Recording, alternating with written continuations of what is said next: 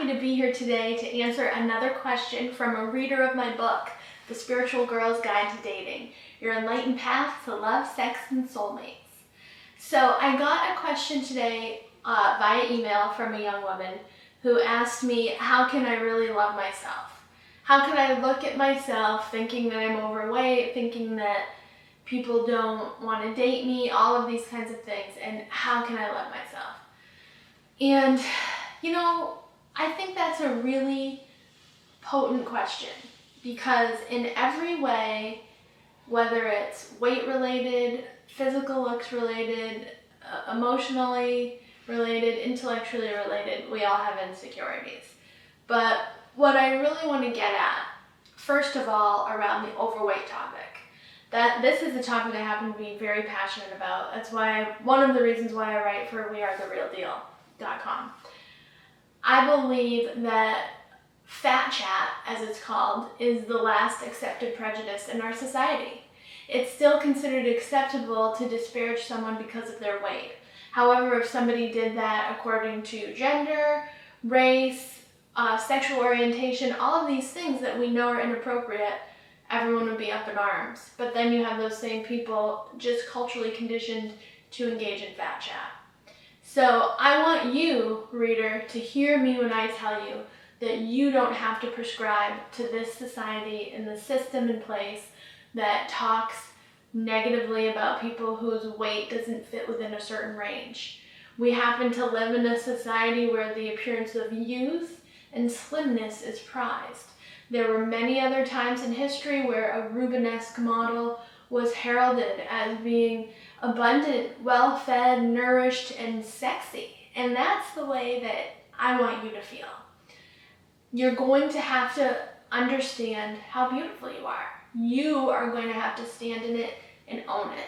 And to those people who look at you funny or discriminate against you and call you lazy, that's like the top thing when people do surveys around weight in our culture. When someone is faced with a picture of somebody who's overweight, a large response is lazy or unmotivated. These things are just wrong. These are people like everyone else. They're successful, they're motivated, and they may have genetic tendencies that aren't the norm. We don't all look like a 6 foot tall, 110 pound supermodel. We don't all have the same body type. We don't all have the same face type, hair type, skin type, everything.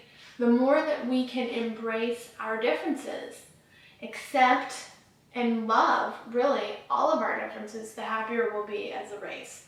So for someone who's trying to love themselves in the face of all of these images in the media where everybody looks like a stick figure,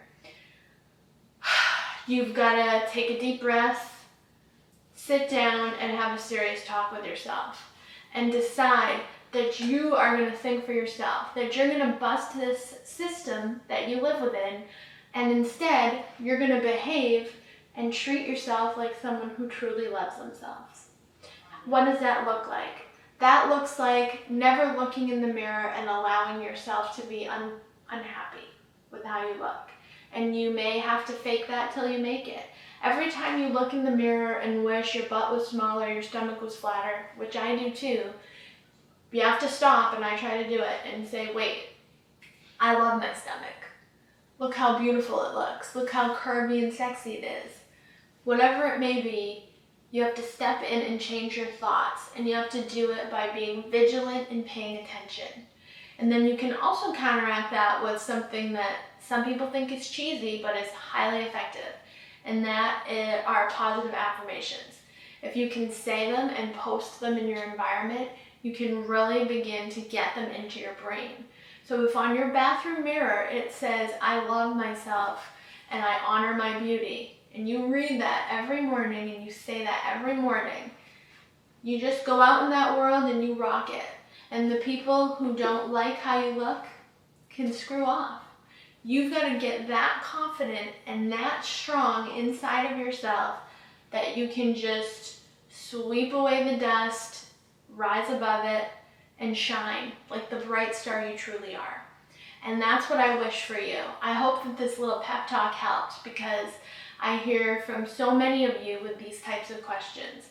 And what I have to say is you're all beautiful, you're all perfect, you're all smart, you're all good people trying to make your way in the world.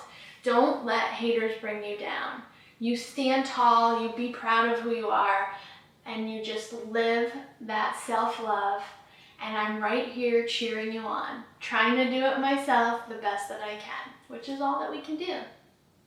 So thanks so much for listening to my little rant. I hope that it inspired you and you enjoyed it. I'm Amy Leigh Mercree. Remember to live joy, be kind, and love unconditionally, today and every day.